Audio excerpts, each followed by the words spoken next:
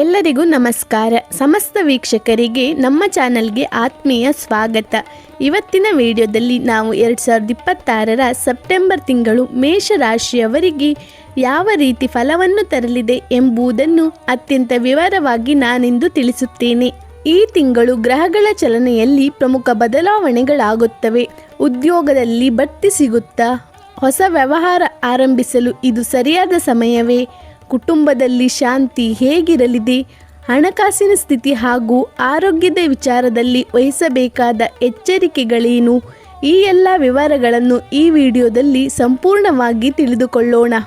ವಿಡಿಯೋವನ್ನು ಸ್ಕಿಪ್ ಮಾಡದೆ ಕೊನೆವರೆಗೂ ನೋಡಿ.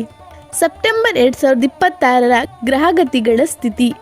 ಸೆಪ್ಟೆಂಬರ್ ತಿಂಗಳಲ್ಲಿ ಪ್ರಮುಖ ಗ್ರಹಗಳ ಸಂಚಾರವನ್ನು ಗಮನಿಸುವುದಾದರೆ, ರಾಷ್ಟ್ರಾಧಿಪತಿ ಮಂಗಳನು ಸೆಪ್ಟೆಂಬರ್ ಮಧ್ಯಭಾಗದವರೆಗೂ ಮಿಥುನ ರಾಶಿಯಲ್ಲಿದ್ದು ನಂತರ ಕರ್ಕಾಟಕ ರಾಶಿಗೆ ಅಂದರೆ 4ನೇ ಮನೆಗೆ ಪ್ರವೇಶಿಸುತ್ತಾನೆ.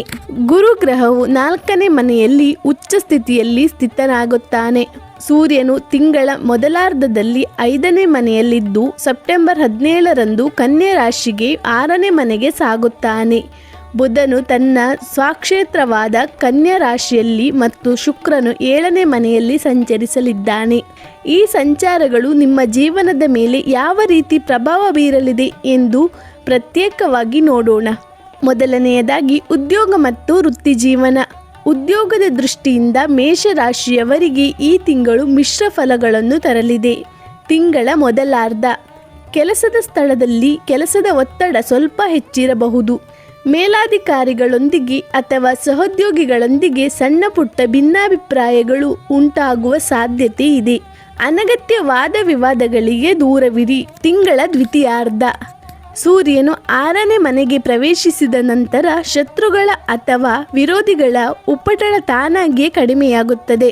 ಹೊಸ ಉದ್ಯೋಗಕ್ಕಾಗಿ ಪ್ರಯತ್ನಿಸುತ್ತಿರುವವರಿಗೆ ಉತ್ತಮ ಅವಕಾಶಗಳು ಒದಗಿ ಬರಲಿವೆ. ಸರ್ಕಾರಿ ವಲಯದ ಪರೀಕ್ಷೆ ಅಥವಾ ಸಂದರ್ಶನ ಬರೆದವರಿಗೆ ಶುಭ ಸುದ್ದಿ ಸಿಗುವ ಯೋಗವಿದೆ. ವಿದೇಶಿ ಯೋಗ. 12ನೇ ಮನೆಯಲ್ಲಿ ಶನಿ ಸಂಚಾರವಿರುವುದರಿಂದ ದೂರದ ಊರು ಅಥವಾ ವಿದೇಶಿ ಕಂಪನಿಗಳಲ್ಲಿ ಕೆಲಸ ಹುಡುಕುತ್ತಿರುವವರಿಗೆ ಸಕಾರಾತ್ಮಕ ಫಲಿತಾಂಶ ದೊರೆಯಲಿದೆ. ಆರ್ಥಿಕ ಸ್ಥಿತಿ ಮತ್ತು ವ್ಯಾಪಾರ. ಆರ್ಥಿಕ ವಿಚಾರಕ್ಕೆ ಬಂದರೆ ಸೆಪ್ಟೆಂಬರ್ ತಿಂಗಳು ಉತ್ತಮ ಬೆಳವಣಿಗೆಯನ್ನು ತೋರುತ್ತದೆ. ಆದಾಯದ ಮೂಲ. ಗುರುವಿನ ಅನುಗ್ರಹದಿಂದ ಸ್ಥಿರ ಆದಾಯ ಮುಂದುವರಿಯುತ್ತದೆ. ಹಳೆಯ ಬಾಕಿ ಹಣ ಅಥವಾ ನಿಂತು ಹೋಗಿದ್ದ ಹಣ ನಿಮ್ಮ ಕೈ ಸೇರಲಿದೆ. ವ್ಯಾಪಾರಸ್ಥರಿಗೆ ಶುಕ್ರನು 7ನೇ ಮನೆಯಲ್ಲಿ ಸ್ವಕ್ಷೇತ್ರದಲ್ಲಿ ಇರುವುದರಿಂದ ಪಾಲುದಾರಿಕೆ ವ್ಯವಹಾರಗಳಲ್ಲಿ ಲಾಭ ಹೆಚ್ಚಾಗುತ್ತದೆ. ಚಿಲ್ಲರೆ ವ್ಯಾಪಾರ, ರಿಯಲ್ ಎಸ್ಟೇಟ್ ಮತ್ತು ಗೃಹೋಪಯೋಗಿ ವಸ್ತುಗಳ ವ್ಯಾಪಾರಸ್ಥರಿಗೆ ಮಾರಾಟದಲ್ಲಿ ಏರಿಕೆ ಕಂಡುಬರುತ್ತದೆ. ವೆಚ್ಚಗಳು ಮತ್ತು ಹೂಡಿಕೆ. ಶನಿ ವ್ಯಯಸ್ಥಾನದಲ್ಲಿರುವುದರಿಂದ ಮನೆ ನವೀಕರಣ, ಧಾರ್ಮಿಕ ಕಾರ್ಯ ಅಥವಾ ಆಸ್ಪತ್ರೆ ವೆಚ್ಚಗಳು ಹೆಚ್ಚಾಗಬಹುದು. ಷೇರು ಮಾರುಕಟ್ಟೆಯಲ್ಲಿ ಅಥವಾ ಊಹಾತ್ಮಕ ವ್ಯಾಪಾರದಲ್ಲಿ ದೊಡ್ಡ ಮಟ್ಟದ ರಿಸ್ಕ್ ತೆಗೆದುಕೊಳ್ಳಬೇಡಿ. ದೀರ್ಘಾವಧಿ ಹೂಡಿಕೆ ಮಾತ್ರ ಲಾಭದಾಯಕ. ಕುಟುಂಬ, ಪ್ರೀತಿ ಮತ್ತು ವೈವಾಹಿಕ ಜೀವನ. ಕುಟುಂಬ ಜೀವನದಲ್ಲಿ ಶಾಂತಿ ಮತ್ತು ನೆಮ್ಮದಿಯ ವಾತಾವರಣ ಬರಲಿದೆ. 4ನೇ ಮನೆಯಲ್ಲಿ ಗುರುವಿನ ಪ್ರಭಾವದಿಂದ ಕುಟುಂಬ ಸದಸ್ಯರ ನಡುವೆ ಪ್ರೀತಿ, ಸಾಮರಸ್ಯ ವೃದ್ಧಿಯಾಗುತ್ತದೆ. ಮನೆಯಲ್ಲಿ ಶುಭ ಕಾರ್ಯಗಳು ಅಥವಾ ಧಾರ್ಮಿಕ ಪೂಜೆಗಳು ನೆರವೇರುವ ಸಾಧ್ಯತೆ ಇದೆ. ದಾಂಪತ್ಯ ಜೀವನ. ಶುಕ್ರನ ಬಲದಿಂದಾಗಿ ಪತಿ ಪತ್ನಿಯರ ನಡುವೆ ಅನ್ಯೋನ್ಯತೆ ಹೆಚ್ಚಾಗುತ್ತದೆ. ಜೊತೆಯಾಗಿ ಪುಣ್ಯಕ್ಷೇತ್ರಗಳಿಗೆ ಅಥವಾ ಪ್ರವಾಸಕ್ಕೆ ಭೇಟಿ ನೀಡುವ ಯೋಜನೆ ರೂಪಿಸುತ್ತೀರಿ. ಪ್ರೇಮಿಗಳಿಗೆ ಪ್ರೇಮ ಸಂಬಂಧಗಳು ಮದುವೆಯ ಹಂತಕ್ಕೆ ತಲುಪುವುದು ಸುವರ್ಣಾವಕಾಶ. ಕುಟುಂಬದ ಹಿರಿಯರ ಒಪ್ಪಿಗೆ ಪಡೆಯಲು ತಿಂಗಳ ದ್ವಿತೀಯಾರ್ಧ ಸೂಕ್ತ ಕಾಲವಾಗಿದೆ. ಶಿಕ್ಷಣ ಮತ್ತು ವಿದ್ಯಾರ್ಥಿಗಳು. ವಿದ್ಯಾರ್ಥಿಗಳಿಗೆ ಈ ತಿಂಗಳು ಹೆಚ್ಚು ಪರಿಶ್ರಮ ಪಡುವ ಸಮಯ. ಬುಧನ ಬಲದಿಂದಾಗಿ ನಿಮ್ಮ ನೆನಪಿನ ಶಕ್ತಿ ಮತ್ತು ಏಕಾಗ್ರತೆ ಚುರುಕಾಗುತ್ತದೆ. ಗಣಿತ, ತಾಂತ್ರಿಕ ಮತ್ತು ಸ್ಪರ್ಧಾತ್ಮಕ ಪರೀಕ್ಷೆಗಳಿಗೆ ತಯಾರಿ ನಡೆಸುತ್ತಿರುವವರಿಗೆ ಉತ್ತಮ ಸಮಯ. ತಿಂಗಳ ಮೊದಲಾರ್ಧದಲ್ಲಿ ಸಣ್ಣ ಪುಟ್ಟ ಗಮನಭಂಗ ಅಥವಾ ಸೋಮಾರಿತನ ಕಾಡಬಹುದು. ಯೋಜನಾಬದ್ಧವಾಗಿ ಓದಿನ ವೇಳಾಪಟ್ಟಿಯನ್ನು ರೂಪಿಸಿಕೊಳ್ಳಿ. ಉನ್ನತ ಶಿಕ್ಷಣಕ್ಕಾಗಿ ವಿದೇಶಕ್ಕೆ ಹೋಗಲು ಪ್ರಯತ್ನಿಸುತ್ತಿರುವ ವಿದ್ಯಾರ್ಥಿಗಳಿಗೆ ವೀಸಾ ಮತ್ತು ಅಡ್ಮಿಷನ್ ಪ್ರಕ್ರಿಯೆಯಲ್ಲಿ ಸಕಾರಾತ್ಮಕ ಬೆಳವಣಿಗೆ ಕಂಡುಬರುತ್ತದೆ.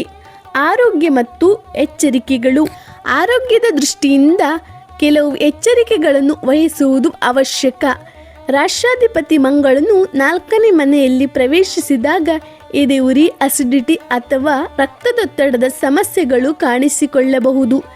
ಕಾಲೋಚಿತ ಜ್ವರ, ಗಂಟಲು ನೋವು ಅಥವಾ ಹೊಟ್ಟೆಗೆ ಸಂಬಂಧಿಸಿದ ತೊಂದರೆಗಳು ಬರದಂತೆ ಆಹಾರ ಪದ್ಧತಿಯಲ್ಲಿ ನಿಯಂತ್ರಣವಿರಲಿ.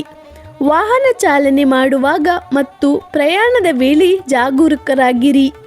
ಪ್ರತಿದಿನ ಬೆಳಿಗ್ಗೆ ಪ್ರಾಣಾಯಾಮ ಮತ್ತು ಧ್ಯಾನ ಮಾಡುವುದರಿಂದ ಮಾನಸಿಕ ಒತ್ತಡ ಕಡಿಮೆಯಾಗಿ ಶಕ್ತಿ ಹೆಚ್ಚಾಗುತ್ತದೆ. ಅದೃಷ್ಟ ಸಂಖ್ಯೆ, ಬಣ್ಣ ಮತ್ತು ಸರಳ ಪರಿಹಾರಗಳು. ಅದೃಷ್ಟದ ಅಂಶಗಳು: ಅದೃಷ್ಟದ ಬಣ್ಣ ಕೆಂಪು, ಹಳದಿ ಮತ್ತು ಕೇಸರಿ. ಅದೃಷ್ಟದ ಸಂಖ್ಯೆ 1, 9 ಮತ್ತು 3. ಅದೃಷ್ಟದ ದಿನಗಳು ಮಂಗಳವಾರ, ಗುರುವಾರ ಮತ್ತು ಭಾನುವಾರ. ಪರಿಹಾರಗಳು: ಮಂಗಳವಾರದಂದು ಸುಬ್ರಹ್ಮಣ್ಯ ಸ್ವಾಮಿ ಅಥವಾ ಆಂಜನೇಯ ಸ್ವಾಮಿಯ ದೇವಸ್ಥಾನಕ್ಕೆ ಭೇಟಿ ನೀಡಿ ತುಳಸಿ ಅರ್ಚನೆ ಮಾಡಿಸಿ. ಪ್ರತಿದಿನ ಹನುಮಾನ್ ಚಾಲಿಸ ಪಠಿಸಿ. ಇದರಿಂದ ಆತ್ಮವಿಶ್ವಾಸ ಹೆಚ್ಚಾಗುತ್ತದೆ ಮತ್ತು ವಿಘ್ನಗಳು ದೂರವಾಗುತ್ತದೆ. ಗುರುಗ್ರಹದ ಅನುಗ್ರಹಕ್ಕಾಗಿ ಗುರು ಹಿರಿಯರ ಆಶೀರ್ವಾದ ಪಡೆದು ಬಡವರಿಗೆ ಅಥವಾ ಅಗತ್ಯವಿರುವವರಿಗೆ ಕೈಲಾದ ದಾನವನ್ನು ನೀಡಿ. ಇದಿಷ್ಟು ಮೇಷರಾಶಿಯವರ ಸೆಪ್ಟೆಂಬರ್ 2026 ಮಾಸಿಕ ರಾಶಿ ಭವಿಷ್ಯ. ಈ ಮಾಹಿತಿ ನಿಮಗೆ ಉಪಯುಕ್ತವೆನಿಸಿದರೆ ವಿಡಿಯೋಗೆ ಲೈಕ್ ಮಾಡಿ, ನಿಮ್ಮ ಮೇಷರಾಶಿಯ ಸ್ನೇಹಿತರು ಮತ್ತು ಕುಟುಂಬದವರೊಂದಿಗೆ ಶೇರ್ ಮಾಡಿ. ನಮ್ಮ ಚಾನಲ್ಗೆ ಇನ್ನಷ್ಟು ಜ್ಯೋತಿಷ್ಯ ಮಾಹಿತಿಗಾಗಿ ತಪ್ಪದೆ ಸಬ್ಸ್ಕ್ರೈಬ್ ಆಗಿ. ಸರ್ವೇ ಜನಃ ಸುಖಿನೋ ಭವಂತು. ಎಲ್ಲರಿಗೂ ಧನ್ಯವಾದಗಳು.